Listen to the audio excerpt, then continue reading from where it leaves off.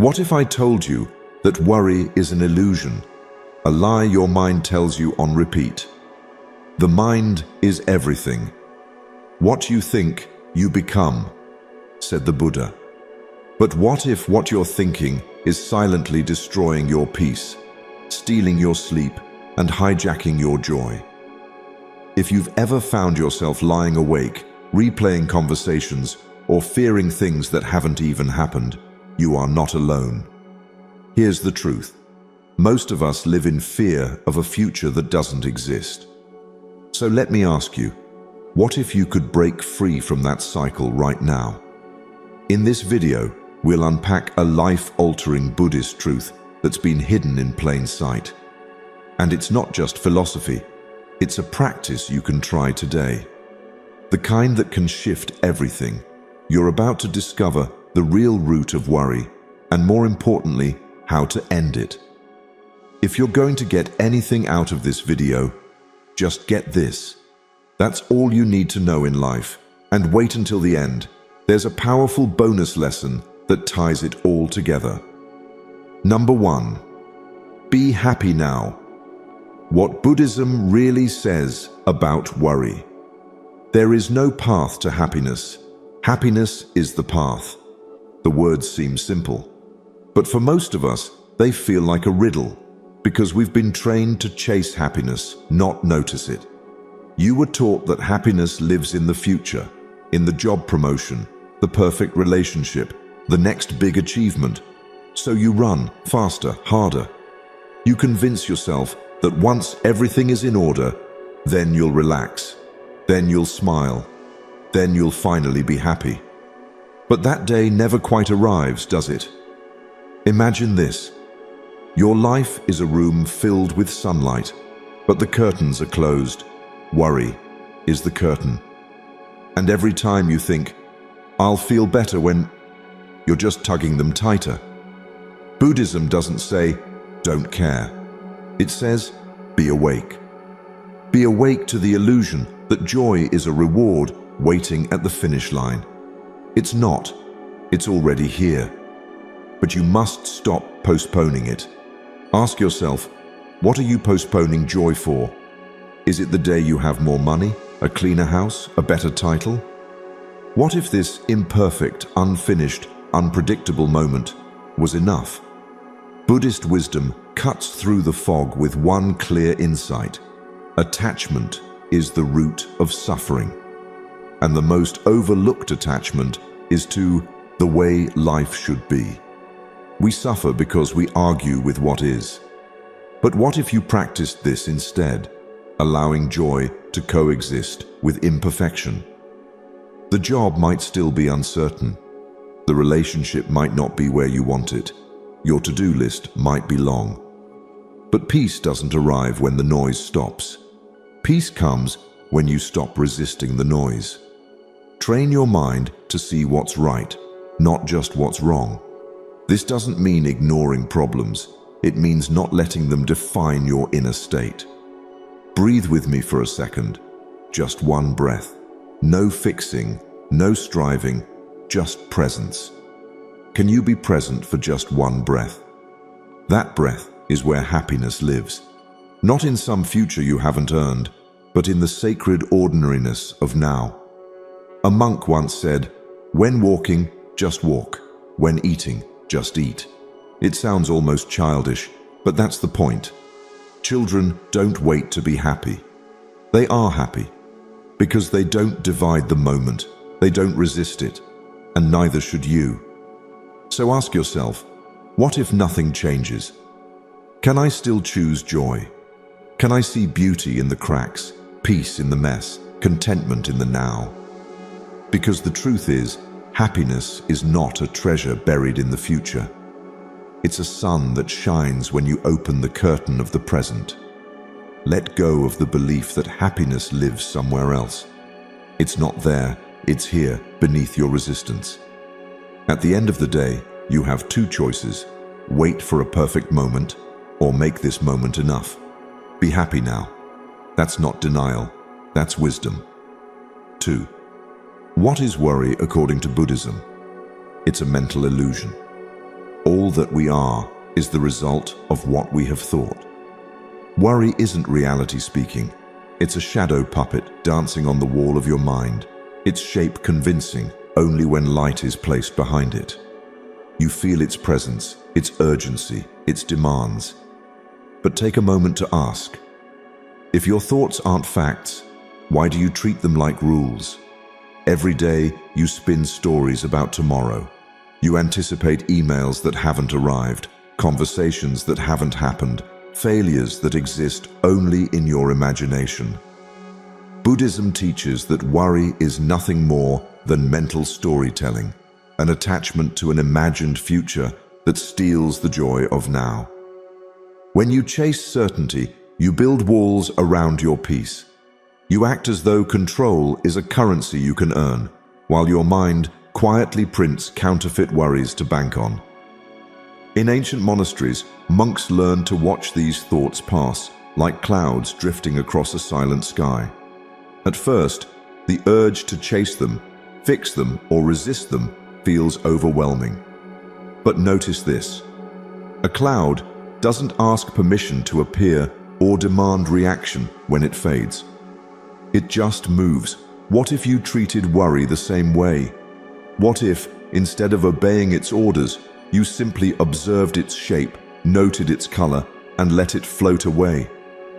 Modern life amplifies worry with endless notifications, comparisons scrolling on screens, and a culture that praises anxious planning.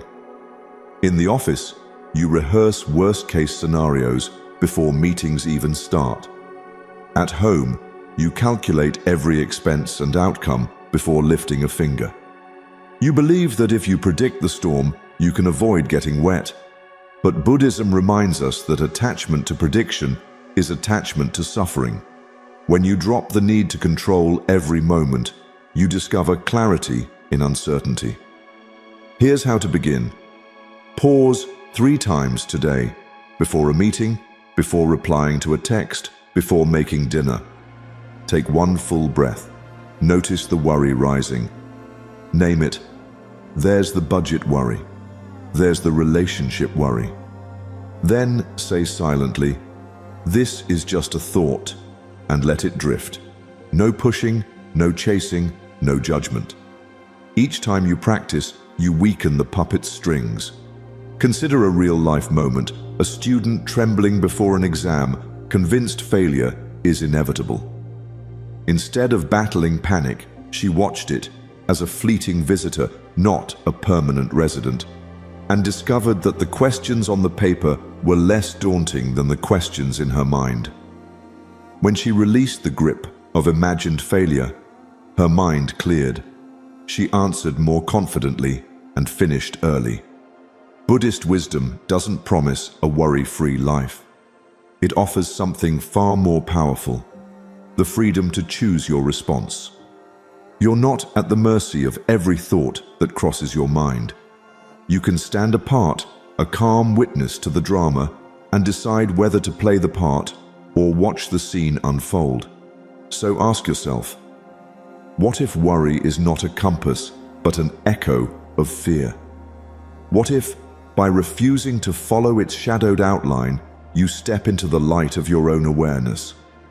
The real mastery lies in this simple shift, dropping the illusion of control so that you can embrace the unpredictability of life with a steady heart. Let worry be a cloud, not a command. Let it pass. And in the quiet space it leaves behind, discover that peace was waiting all along. 3. The mind's trap: how we create suffering with thoughts. The root of suffering is attachment. These words aren't just spiritual poetry. They are a mirror, a direct reflection of how we trap ourselves over and over again inside our own minds, not with chains but with thoughts. Thoughts that say, "This shouldn't be happening. I'm not where I'm supposed to be. I can't be happy until this is fixed." Your mind is a cage, but not one made of steel. It's built from invisible assumptions, stories, and labels. You experience something neutral, a delay, a breakup, a missed opportunity, and instantly your mind stamps it, bad. And from that stamp, suffering begins. Not from the event itself, but from the meaning we attach to it. You don't suffer because your plans changed. You suffer because you expected them not to. Buddhism teaches that the mind is a storyteller. It crafts entire realities out of preference and resistance. But if you look closely, you'll see something powerful. The story can only hurt you if you believe it. Suffering enters when we stop observing thoughts and start identifying with them. You begin to become the worry, the anger, the regret, as if they're who you are. But they're not. They're visitors. You're the space they pass through. Ask yourself, what are you mentally fighting right now? Maybe it's a delay in your career. Maybe it's someone not meeting your expectations. Or maybe it's just a deep, unspoken fear that you're falling behind. Now pause and look at the thought that fuels that fight. Is it true? Absolutely true? Or is it just a belief you've rehearsed so often that it feels real? A woman once told the Buddha, "My life is full of suffering." He asked her, "What are you clinging to?" She cried because she realized it wasn't the world causing her pain. It was her grip on how the world should be. Her healing didn't come from fixing the external. It came from releasing the inner resistance. Every moment you spend resisting what is, you tighten the bars of the cage. But every time you pause, breathe, and observe your thoughts without judgment, you rattle those bars loose. You remember that you are not your mind. You are the awareness behind it, and awareness is freedom. Here's the practice. The next time you feel upset, don't rush to change the situation. Instead, notice how your mind labeled it. Unfair, terrible, unacceptable. Then ask, what if I didn't believe that label? What if this moment is just a moment?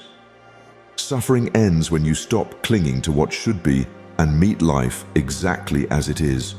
You may not like it, but you can still make peace with it.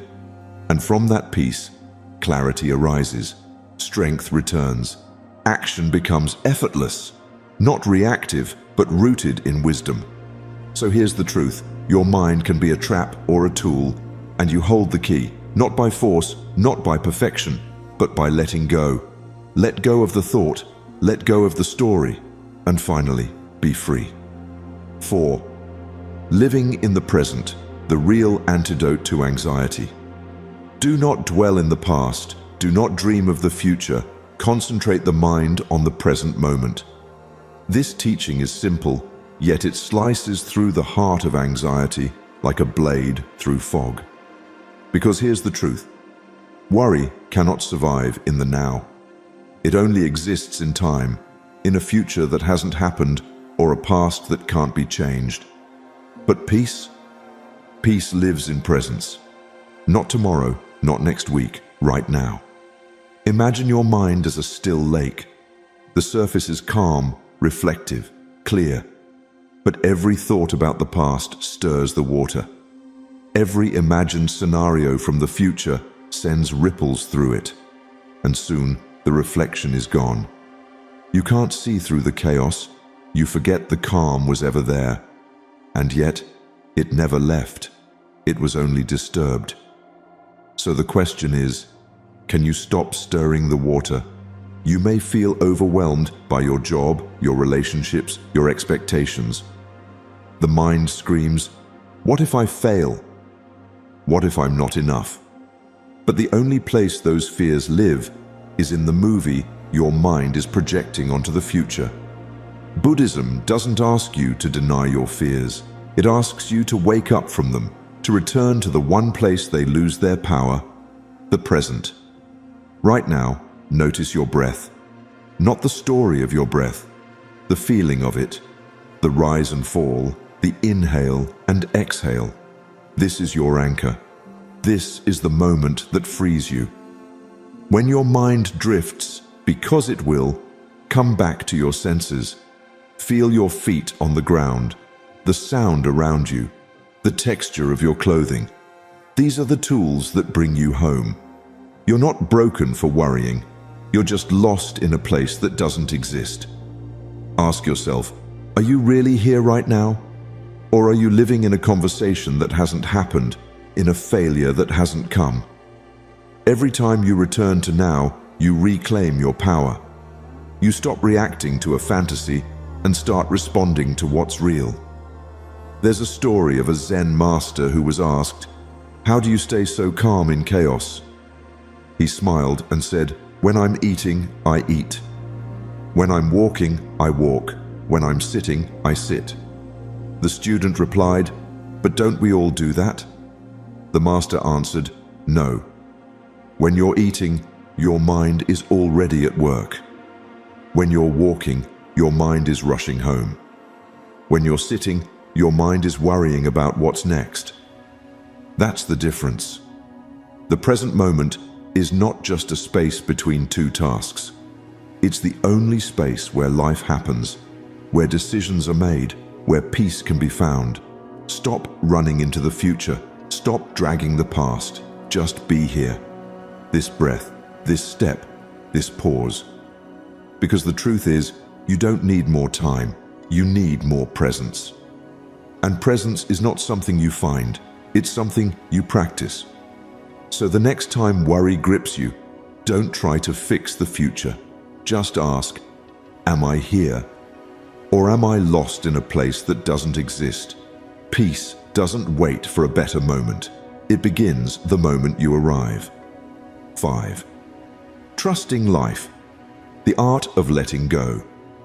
Let go or be dragged. Those 5 words hold more power than most of us are ready to face. Because the truth is, letting go feels like death to the ego. Like surrendering means losing. But Buddhism reveals something deeper. Letting go isn't giving up. It's waking up. Waking up from the illusion that you're in control of everything, that you can predict, prevent, and perfect every outcome in your life. That kind of pressure doesn't just steal your peace, it drains your soul. Trying to control life is like clenching water. The tighter you grip, the faster it slips through your fingers. You try to control your career, plan every detail, fear every outcome, obsess over timelines. You try to control people, how they see you, how they respond to you, how long they stay. And you try to control the future, imagining 100 versions of what might go wrong. But has that ever brought you peace? Or has it only fed more fear? Letting go doesn't mean you stop caring. It means you start trusting. You trust that life unfolds, not always the way you want, but often exactly the way you need. You trust that outcomes you can't change aren't punishments, but teachers. And you trust that surrender is not weakness, it's wisdom. Because when you stop forcing things, something magical happens. Your energy shifts from fear into flow. There's a story of a man hanging from a cliff, gripping a branch for dear life. Below him, jagged rocks. Above him, no help in sight. He screams into the sky, "Is anyone there? Help me." A voice calls back, "Let go." The man pauses. "What?" The voice says again, "Let go." He looks down, terrified, and stays frozen in fear. Hours later, exhausted, he slips and lands on a ledge just a few feet below. Sometimes the ground you fear doesn't exist. The only thing between you and peace is the clinging itself. Ask yourself now, what are you gripping so tightly? A plan that's not working? A person who's already left? A version of yourself you've outgrown? What if you loosened your grip just a little? What if you stopped wrestling with life and started dancing with it? Letting go begins with one breath, one moment of softening, the tension in your jaw, the worry in your chest, the urge to control the uncontrollable. You don't have to drop everything all at once. But can you release one thought, one fear, one should that's been weighing on your heart? You'll notice something strange. as soon as you stop clinging, space opens up. Space for clarity, for new possibilities, for the present moment to breathe again. And from that space, you move, not from desperation, but from alignment. Letting go is not the end of control. It's the beginning of trust. And when you trust life, you realize you were never meant to carry it all. Stop clenching, start flowing, because peace doesn't come from holding on. It comes from having the courage to let go. 6. Accept what is. Resistance is the true enemy. Peace comes from within. Do not seek it without. It sounds simple. But when life doesn't go your way, when plans unravel, or when someone breaks your trust, peace can feel like a distant fantasy. In those moments, the mind goes to war. It tightens, argues, rejects. It says, this shouldn't be happening.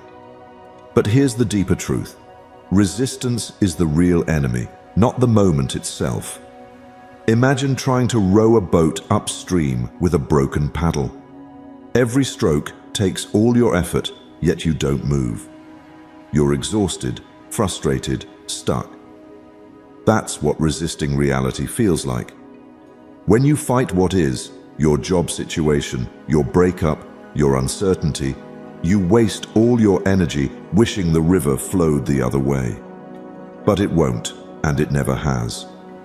The river of life flows how it flows. The question is, can you let go of the fight and float with it? Acceptance doesn't mean approval. It doesn't mean you like what happened. It means you stop pretending it didn't. It means you face the truth without turning it into your enemy. Because emotional suffering isn't caused by the event. It's caused by the story we tell ourselves about it. This is unfair. This ruins everything. I can't handle this. The pain multiplies. And suddenly, you're not just feeling loss, you're also feeling resistance to that loss. That's where suffering is born. There's a story of a monk who was struck during a robbery. As he bled, someone asked, "Aren't you angry?" The monk replied, "There is pain." Why add hatred to it? That's the power of acceptance. You acknowledge the wound without feeding it more pain. You say, "This hurts, but I won't make it worse by denying that it happened." Now ask yourself, what are you wishing was different? Is it your career, your pace in life, the way someone treated you? What would change if you stopped resisting it, not surrendered to being stuck, but surrendered to what is? In that surrender, something unexpected happens. You gain clarity, and with clarity comes choice. You stop reacting, you start responding. Not from panic, but from presence. It's the fight that drains you, not the reality. When you accept, you conserve your energy. You turn inward where peace lives, not outward where control is an illusion. You don't have to like everything that happens. But you can stop pretending life should always meet your expectations. That's not weakness, that's wisdom. Acceptance is the beginning of emotional freedom. It's the first time you put the paddle down and let the current guide you. Maybe it leads to healing. Maybe it leads to growth. Maybe it simply leads to peace. But it starts the moment you say, "This is what is, and I will face it fully." Stop rowing against the flow. The clarity you seek isn't in changing the moment. It's in changing how you meet it. 7. Stop fixing yourself. You're not broken. You yourself, as much as anybody in the entire universe, deserve your love and affection. But how often do you actually give that to yourself? Not the fake kind of self-love wrapped in productivity or comparison, but real compassion. The kind that doesn't say, "I'll love myself when I'm better," but "I love myself even as I grow."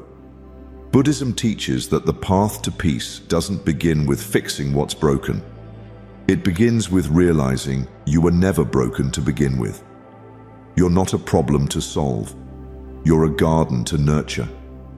But for many of us, self-growth feels like a never-ending repair job.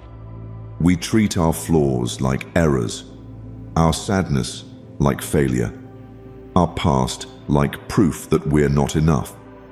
We chase goals not for joy, but to finally feel acceptable. It's subtle, but dangerous, because self-improvement without self-acceptance isn't growth, it's rejection in disguise. Imagine standing in front of a mirror and seeing yourself as a friend, a real one. Not someone to constantly upgrade, fix, or criticize, but someone to support, understand, and forgive. What if that became your new mindset? What if inner peace wasn't at the end of 10 more habits, 5 more books, or another new version of yourself, but available now, the moment you decide to stop abandoning who you already are? There's a story of a cracked clay pot used to carry water every day. One side always leaked, and the pot felt ashamed. One day it apologized to the gardener, but the gardener smiled and said, "Haven't you noticed the flowers blooming only on your side of the path? Your so-called flaws, your cracks, may be the exact places where your wisdom, empathy, and beauty pour out." The goal was never perfection. It was awareness, presence, love. Ask yourself, are you trying to be better, or are you trying to be lovable? What if you already are? What if all your frantic fixing is just noise covering a truth that's already whole? There's nothing wrong with growth, but let it grow from a place of kindness, not fear, from acceptance, not shame. You don't plant a tree and yell at it to grow faster. You water it. You give it light.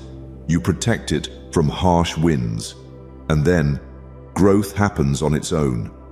That's how your mind, your spirit, your life works.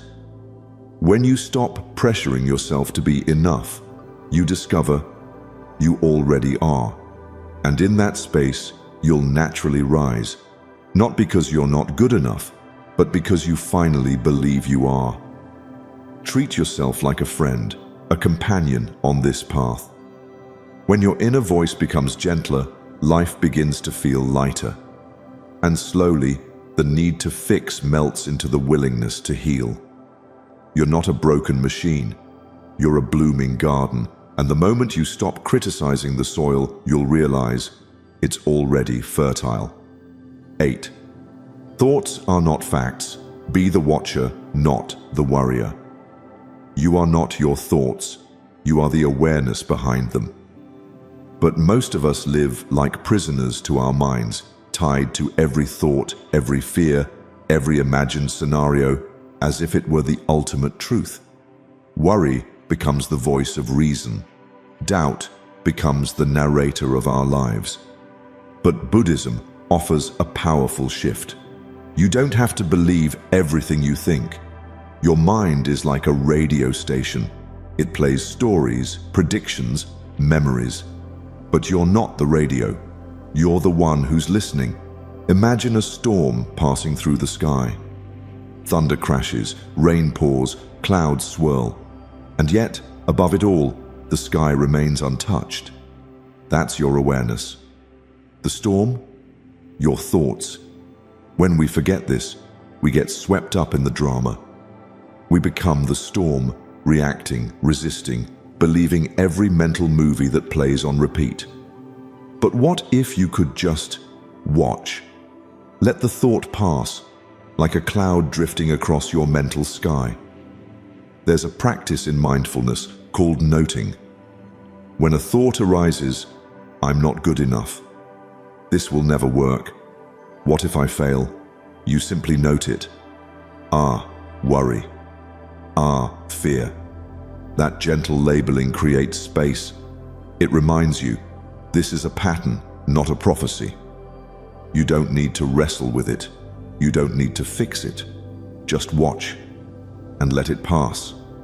So many of our worries come not from life itself, but from the stories we attach to life. A delay becomes a disaster. A silence becomes rejection. A mistake becomes proof that we're unworthy. but none of this is real.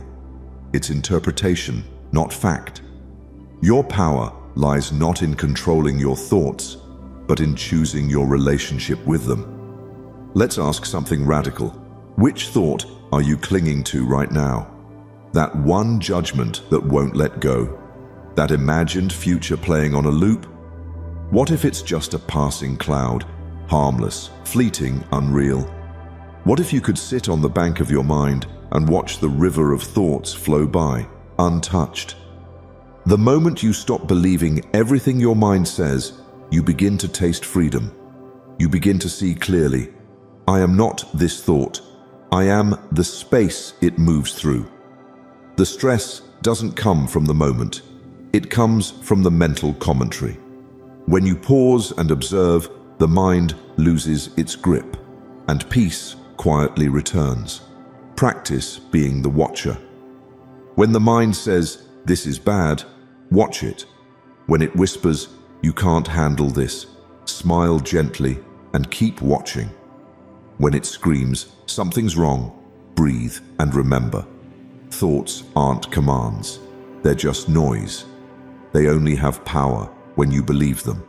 You are not your fear, not your worry, not your inner critic. You are the stillness beneath the noise, the awareness behind every thought. And that awareness? It doesn't panic. It simply watches and remains free. 9. Practice radical self-compassion. You are not unworthy because you worry. You are human. Somewhere along the path of growing up, you were taught that perfection was the price of peace, that you had to earn your worth by being calm all the time, composed all the time, productive all the time. But Buddhism reminds us, when you accept yourself, the whole world changes. Not when you fix yourself, not when you finally get your life together, but when you meet yourself with kindness, especially in the places that feel most unlovable. Imagine standing in front of a cracked mirror.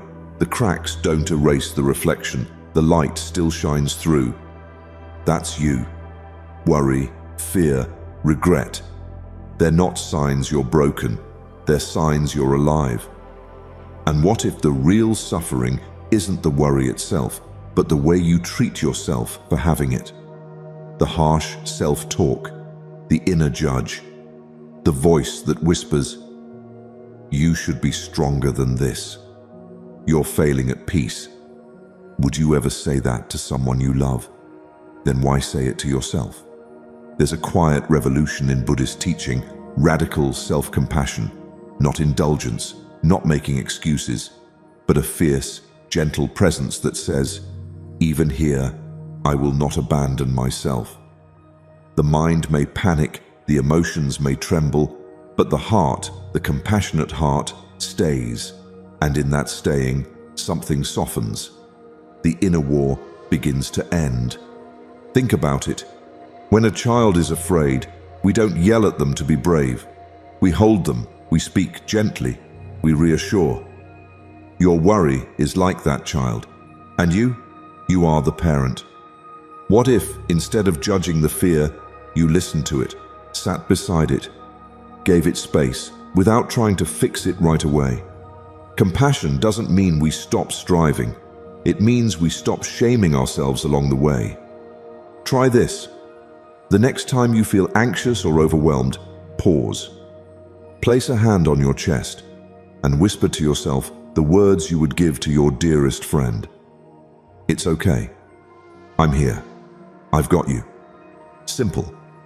Software powerful. You'll be amazed at what shifts inside when you stop trying to escape your feelings and begin to embrace the one who feels them. Here's the truth. Your worth doesn't disappear when you're uncertain. Your light doesn't fade because you're struggling. A cracked mirror still reflects, and so do you. So the next time your inner critic rises, ask yourself, would I say this to someone I love? And if not, why say it to yourself? Your healing begins with gentleness. Your strength is born from self-kindness. And your peace, your real peace, starts the moment you look in the mirror cracks and all, and say, "You're enough, even now." 10. Replace worry with purposeful action. Worry can feel like a rocking chair, busy and restless, giving you something to do, but ultimately moving you nowhere. You know the feeling all too well. Your mind races through worst-case scenarios, looping through what-ifs until exhaustion takes over. Yet, despite this mental chaos, nothing changes. The bills don't pay themselves, the career doesn't advance on its own, and the weight of uncertainty stays heavy on your shoulders. Buddhism offers a gentle but powerful reminder. Do not act out of worry, act from clarity. There is a difference between frantic motion and mindful movement. One keeps you stuck, the other frees you. Imagine your worry as noise, distracting and overwhelming, but beneath it, there is a stillness waiting to be discovered. That stillness is your true clarity, the quiet space where purpose can arise. The moment you pause the internal storm, you create room to ask, what is one small, purposeful step I can take right now? Not a leap, not a perfect solution, just one mindful action that shifts energy from fear to forward motion. Too often, we mistake worry for preparation. We think that by endlessly thinking, planning, or obsessing, we are moving closer to solving our problems. But worry is a trap. It tricks you into feeling busy while it steals your peace and power. What if, instead, you paused the endless mental chatter and chose one concrete action? Something simple, something doable.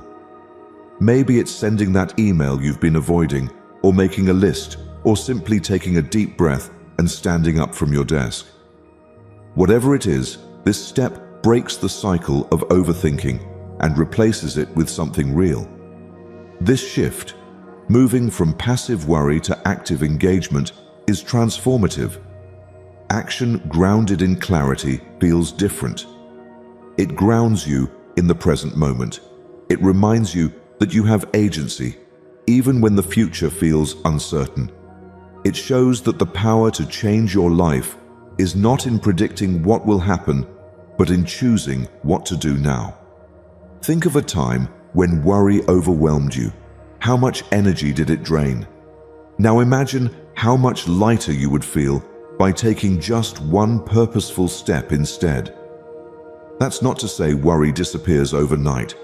It is a habit to unlearn, a pattern to gently interrupt. But every small action is a rebellion against the paralysis of fear. Every mindful step is proof that you are more than your anxious thoughts. So ask yourself, what is one thing I can do right now that moves me forward?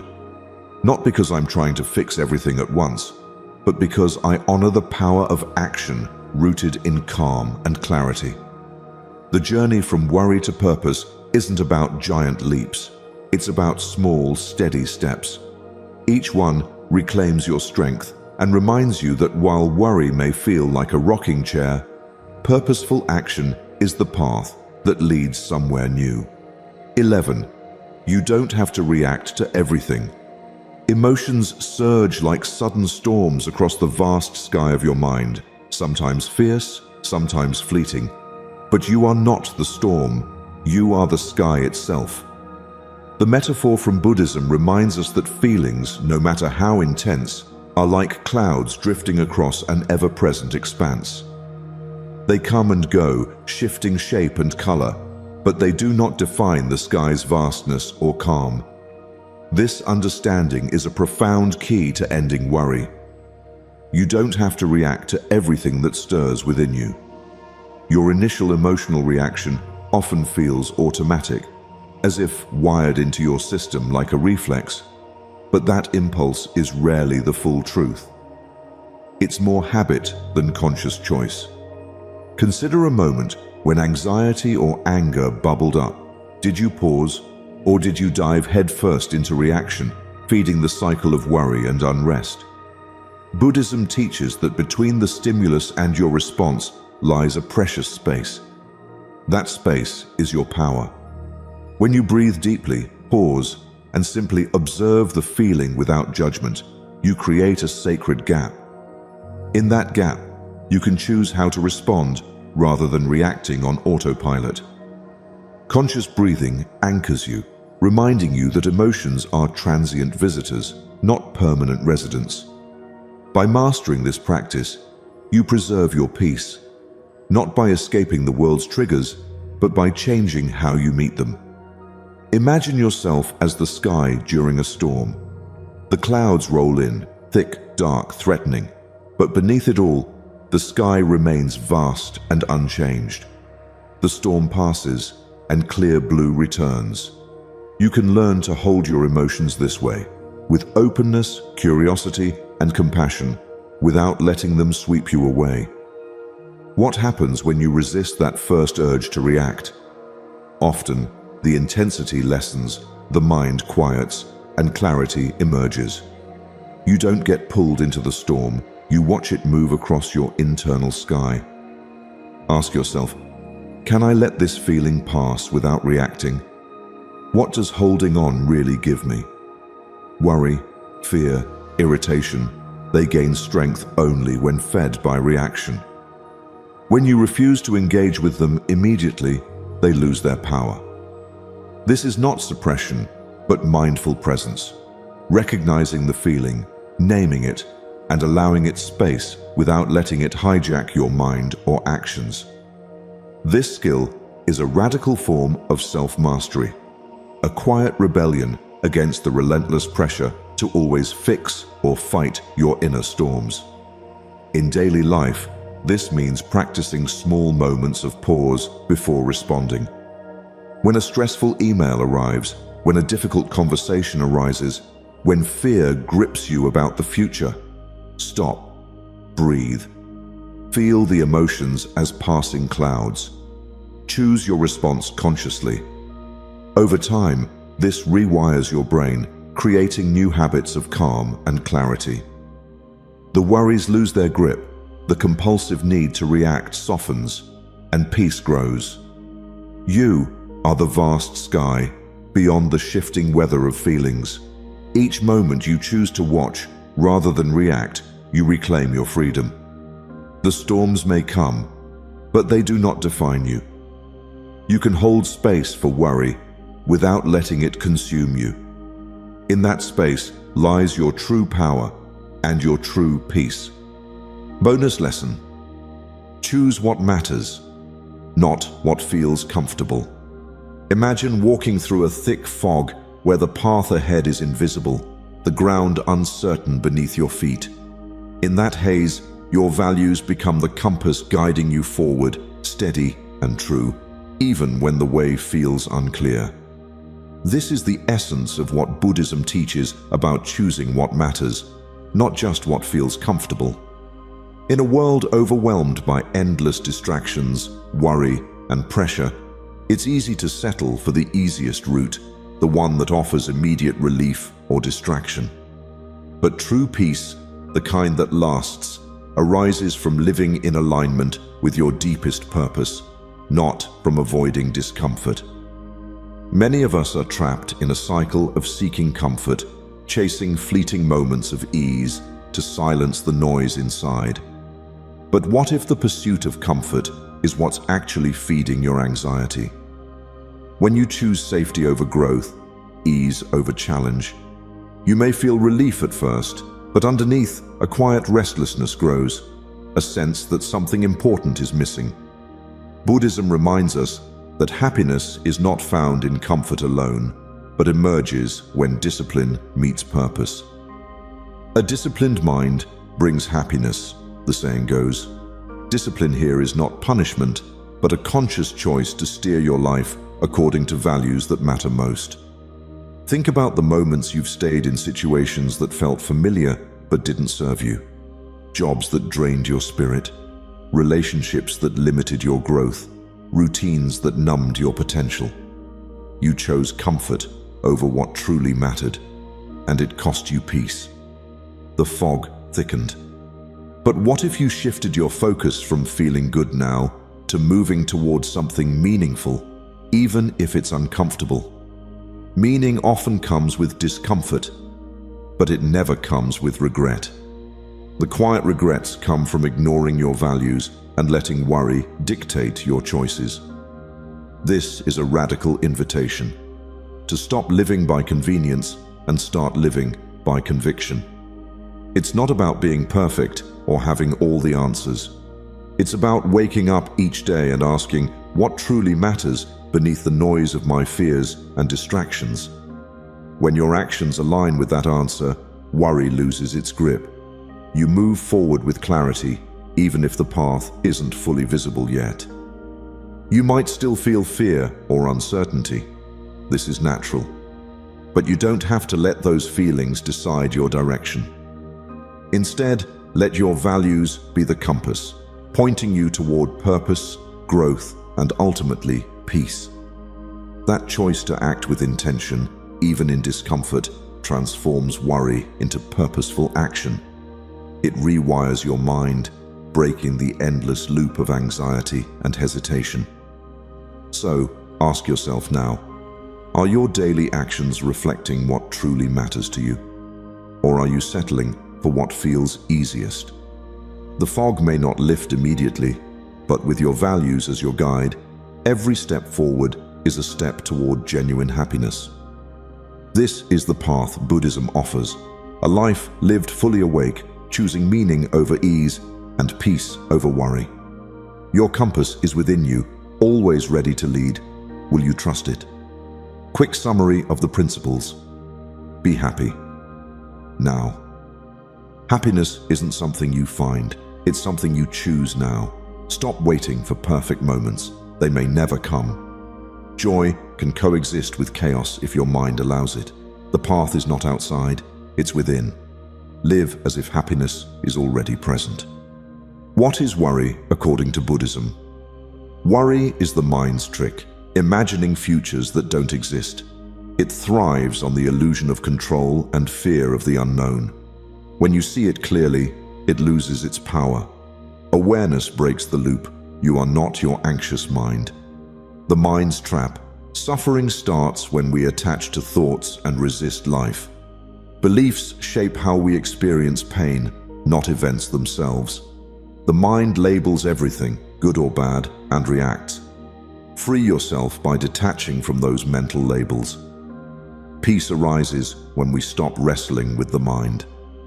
Living in the present. The present moment is the only place peace exists. Worry fades when you return to now. Presence is power. It anchors you when the mind spins. Use breath and awareness to come back home. You'll find that most problems don't exist here. Trusting life. Letting go isn't weakness, it's wisdom. Trying to control everything creates more stress. Flow with life, don't fight against it. You don't need all the answers to trust the process. Release and let the journey guide you. Accept what is. Acceptance is peace, not surrender to defeat. You don't have to like something to stop resisting it. Fighting reality only fuels suffering. When you say yes to what is, your energy shifts. True strength is in embracing life as it unfolds. Stop fixing yourself. You are not broken, you are becoming. Improvement is rooted in self-love, not self-hate. Treat yourself like someone worth supporting. You can grow without shaming who you are now. Compassion is the soil for real transformation. Thoughts are not facts. Your mind says many things. Most aren't true. Observe your thoughts without becoming them. You are awareness, not the voice in your head. Detach and choose what you believe. This is how you break free from worry. Practice radical self-compassion. Inner peace starts when the inner critic rests. Speak to yourself like someone you deeply care for. Self-judgment fuels anxiety. Kindness calms it. Your flaws don't make you unworthy. Gentleness creates space for growth. Replace worry with action. Worry wastes energy. Action moves life forward. Focus on what you can do, not what you fear. Clarity comes through small, intentional steps. Doing dissolves overthinking. Take one step now. You don't have to react. You are not your reaction. You are the space before it. Responding is power. Reacting is programming. Feel the emotion, then let it pass. Silence is strength, not weakness. Peace lives in the pause. Choose what matters.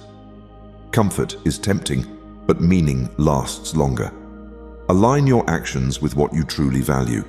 Let purpose lead, not fear. Discomfort is part of the growth path.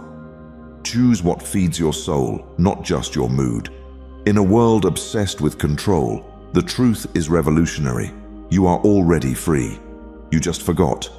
You don't need more things, more status, or more certainty to live fully. You need to return to yourself now, in this moment. The secret to peace isn't in changing life, it's in changing how you relate to it. Worry is not wisdom, it's a habit passed down by fear. But your true nature, beneath the fear, is calm, grounded, and wise. Buddhism teaches us that suffering begins in the mind, but so does liberation. The key isn't outside of you. You were born with it. When you stop believing every thought, start accepting what is, and choose action over fear, life begins to transform. The chaos may remain, but your relationship with it softens. Let go. Breathe. Focus on what truly matters.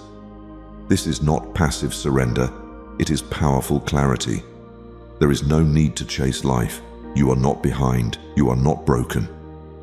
With presence, compassion, and trust, you can release the burden of overthinking and discover a freedom that no success or external goal can provide. You don't need to be perfect. You need to be here. When you realize nothing is lacking, the whole world belongs to you.